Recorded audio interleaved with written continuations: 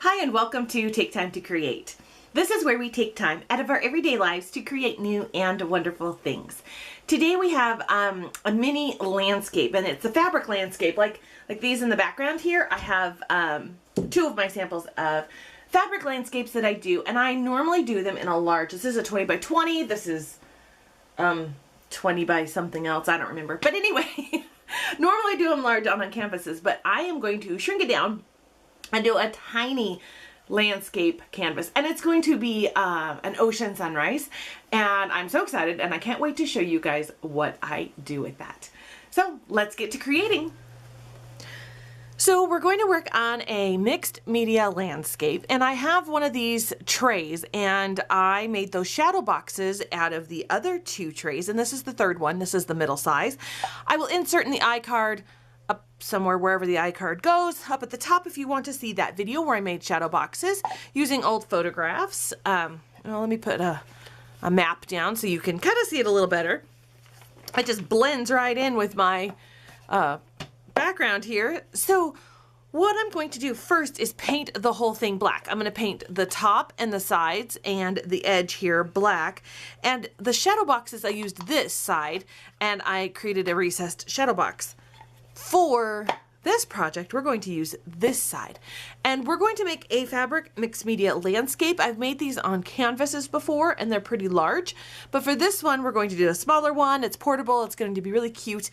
Pretty excited about it.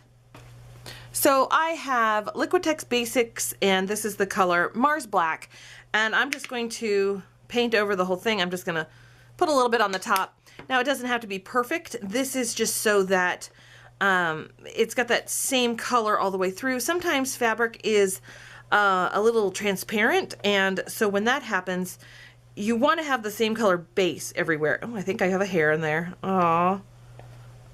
Yep, that's one of my hairs. There we go. Sorry, that's what happens when you have long hair. All right, I'm going to paint the back side. What I do with these as well is all of the fabric mixed media landscapes is I paint all of the edges, and then after I'm done I go back and touch it up because I get gel mediums everywhere. It's just the way it goes. Pretty. This is the simple part. So paint your whole box. If you want to do 2 coats you can, but like I said, I'm going to come back and paint the edges when I'm all done. This is just to get it so it's got at least 1 coat on it. And then I'm going to let it dry, and then I will be right back after it's all dry. Now you can dry it with a heat tool. I actually have an appointment I need to go to, so I will be back when it's all dry and after my appointment, so not a big deal. Be careful when you're drying acrylic paint with a heat tool. It will bubble if you get too close, if you get too aggressive, if you are not patient, so be very, very careful. So my little box is all painted. It's all black, all on the edges and everywhere, and it's dry. And it's from this pack of relics and artifacts from Prima Marketing, and it's the 3rd size in this pack. It's the middle size, and the package does not tell me what size it is. And I don't know where my ruler is. It's this big. It's that. There you go. Does that help? Not at all. All right. So what we're going to do is we are going to plan out our fabric. So I'm using this Ocean Odyssey from Island Strips. I don't remember where I got it. I was on traveling somewhere, and I don't remember where I got this. I'm thinking I got this in Hawaii, and I think I got it last year. And if that's the one, I will link it below, or Key West. I really don't remember, but I will go back through my videos, so good thing I video all my hauls, and I will link the haul up in the iCard where I got it.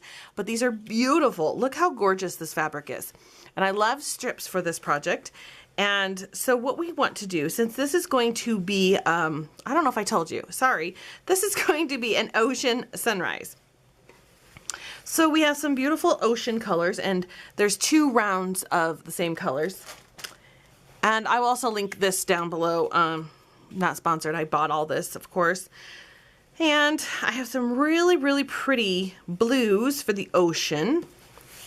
And since this is such a tiny box, I'm not going to go crazy and put a lot of different colors and a lot of different fabrics. This will be perfect for the ocean, and it's got a lot of colors going on, and it's already swirly. So we have that. And the sunrise. So we want to have a sunshine in there, and we want to have the sunrise. You know, I think I'm going to do the same pattern in the same fabric for the sunrise, and I think I'm going to, no, actually, oh, I like that, maybe, no, it's a little too bright. I really like that. So I'm going to do like this right in here, the orange, and then I think I might use some yellow in there too. And I'm not going to do a great big sun. I'm just going to kind of have it interspersed in between. All right, long explanation of what I'm going to do. And the easiest thing for me to do is to actually start cutting this out and show you. Use fabric scissors to cut it when it's dry and not goopy. If you use your good fabric scissors when there's gel mediums on them, they will never be the same. So take it from me, don't learn things the hard way. So what I'm going to do, and this is all up to you, and when you do these fabric mixed media projects, you can make these as wrinkly or as straight as you want. So I'm just going to kind of do about this, and oops, all right. And I'm just going to, I have that much hanging off each side. And what I'm going to do is just cut 2 of these, just like this. Then what I'm going to do is cut these in half. And I'm not worried about it being perfectly straight, because these work really well if they are a little mixy-matchy, a little crooked, a little random. They just look better. And I'm going to do the same thing with this orange, and I'm going to, I want some yellow, and I want some in the middle, and so I'm just going to kind of cut out pieces like this. And I just save everything. I don't sew, or when I do sew, it's very, not very good, very creative, put together. Nobody want to wear and or use anything I sew. On that note, I love fabric. So I have found a way to incorporate my love of fabric with not sewing. I just love fabric. It is just so tempting to buy it when I see it. My mother sews, and she did teach me to sew. But I don't sew. My sisters do, and I have one that sews a lot more than the other, and they do a great job, but well, it is what it is. Okay. So pretty. All right. So since we have this little box here, we can't do a lot of detail. These are not detailed things, and I've got a lot of new subscribers, which I'm very grateful. Thank you guys for subscribing. I love it. And since I have a lot of new subscribers, you probably have not seen me do one of these before. So that's why I'm kind of giving a little more explanation about what's going on. For this stage, you want gloves on. I have learned my lesson, and I have painted these without gloves. And let me tell you, my hands had gel medium on them for about 1,000 years. So gloves are your friend. What you're going to need for this project is regular gloss gel and heavy gloss gel. I like gloss because I like the glossy sheen that it gives. So the gloss gel is what you're going to dip the fabric in, and you have the gloss heavy gel. If you don't have gloss gel, Mod Podge would work for soaking the fabric, but I would recommend still doing a heavy gel for the base layer. And that's just because you really want something to adhere everything to on the base layer. And I'm just going to go ahead and put this all over, and I'm, how do I put this? Generous, but not too generous. I put some, but not too much on. Does that make any kind of sense at all? I don't want it too lumpy bumpy, but everything is going to be wavy and textured. It's not really scientific. It's just kind of a feel. It's what you feel you would like, how you want it to do, how you want it to behave. It's all up to you. Okay. And these projects will have to dry overnight before you can add paint and other textures on top. So if this is a last minute gift or a last minute project, I wouldn't say leave it for the day of because you have a wet gooey mess. What you want to do is decide, you want to really decide which side is right side and wrong side. And the good thing about this kind of fabric is that it doesn't really matter if it's a right or wrong side because just because the print goes all the way through. So you just take some of the regular gloss gel. This is not the heavy, just a little bit, and I'm just swirling it in my hands just like this. And then I open it up, and then I kind of wring it out a little bit like this, and I just stick it on. So what I do is I kind of stick it in the middle, and then I scrunch it up here and there, see what it needs. And the beautiful thing about this is there's a lot of working time with this project. So if you don't love how it's going, if you want more, if you want less, you have a lot of working time. So what I do is I place down a few rows and I get where I'm going with it, and then I finagle it. So it's just a lot of this, a lot of soaking and a lot of placing and a lot of soaking and a lot of placing. And you can also decide, it's completely up to you, of course, how much you want it to overlap, how much you want each strip to overlap, how much you want with the texture. If you want lots of texture, make the strips longer. If you want lots of overlapping, do that. There is no wrong answer with this. It's really what you want. So I'm just going to go ahead and work on this and speed it up because it is just more of the same. Anyway, yeah, let's just do this. And then before I let it dry, I will be right back and all that good stuff. And yeah.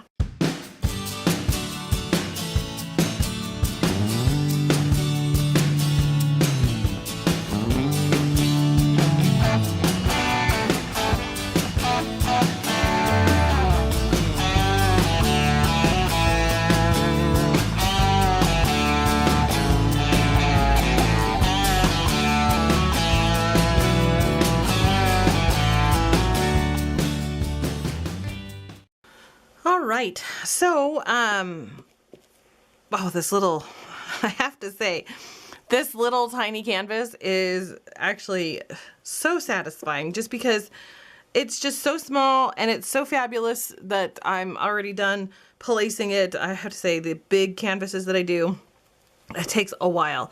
All right. So what I'm going to do for the next little bit, and while it's super duper wet like this is the time, and I pull it out of frame, so I'm explaining now because I have to lift it and, go side to side, and I kind of wipe off the edges. Now, this is why we will paint the edges again, because they're just a mess, and it just happens.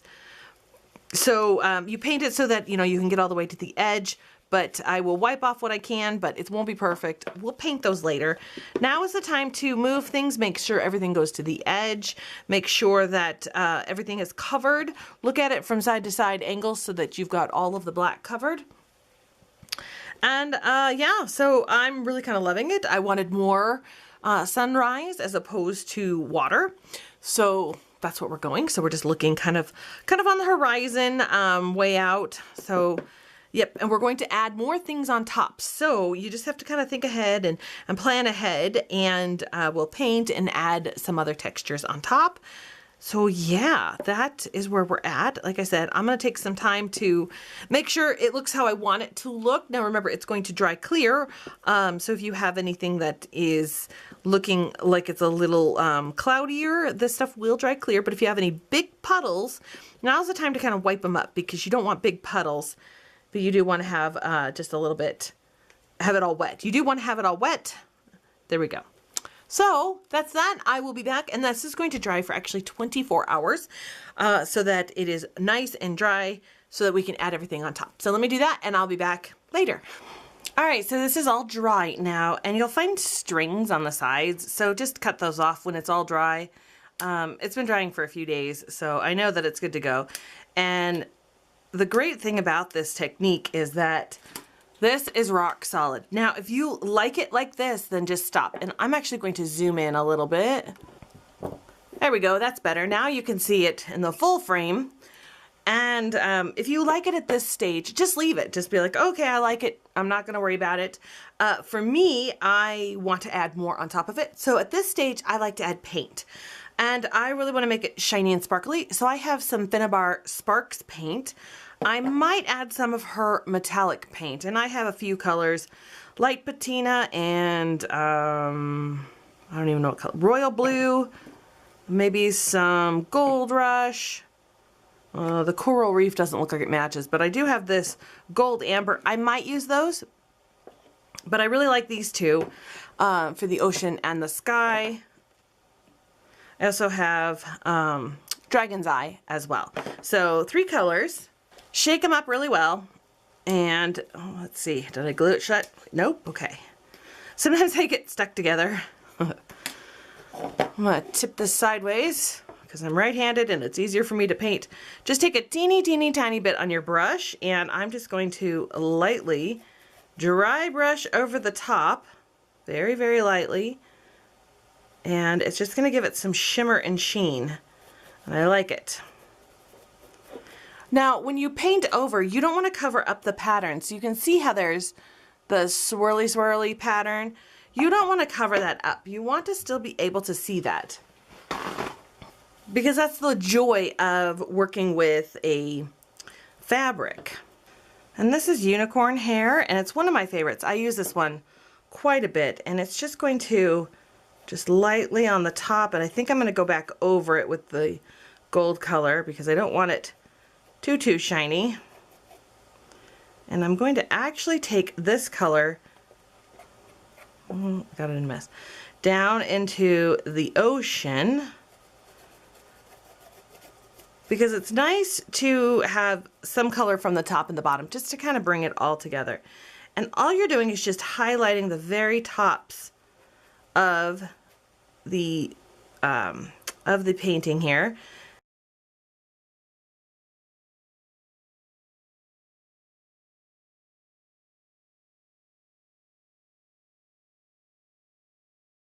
And this is what it looks like with that shiny, shimmery type of paint. Oh, I think it's so pretty. Okay, so this needs to dry, and then we're going to add more layers on top of that. So let it dry. You can heat tool dry this, but I'm just gonna let it air dry because I'm working on some other projects. And then I'll come back to this, and then we'll add some textures, more texture, because there's not enough texture. Always texture, right? So let's let this dry and I'll be right back. So this is all dry and it's sparkly and gorgeous, and I am in love with it. And so we've got the water and we have the sunrise. Now I'm going to add some more detail, and this is where we really get into the mixed media element. I have some of these little micro beads, and these are Martha Stewart ones. These are I have no idea ones. I have a whole big bin from Recollections, and it's every color imaginable. I'm going to use this iridescent-y color here for the ocean, and I might use some of these Art Accents Provocraft. They are, I don't know what color this is. It's like a silvery color, really pretty. So what I'm going to do is I have some glossy accents, and this works really well because you can just do a little fine line, just a little bit wherever you want it to go. And I'm going to start with the yellow, and I'm just going to, oh, I think I need to stick a little pin in there. Hold on. So if your glossy accents get stuck, just take a straight pin and stick it in there. That should clear out any glue obstruction. Oh, look at that bubble. Can you see that? That's awesome. All right. So now it should work. So I'm just going to put a little bit here. And the glossy accents is really great because it will dry clear. And I love that. And you don't need a super duper strong adhesive for these little micro beads. They kind of stick on their own. And I just pour in enough to get going, and I'll press it down. And I'm just adding a little bit of detail here and there, just because I think it's really fun. I'm also going to add a sun, because as I'm looking at it, it's a little hard to distinguish what's going on. Now, of course, these are abstract. I keep saying that. This is an abstract method, very abstract. But I think over here, I'm going to add a sun.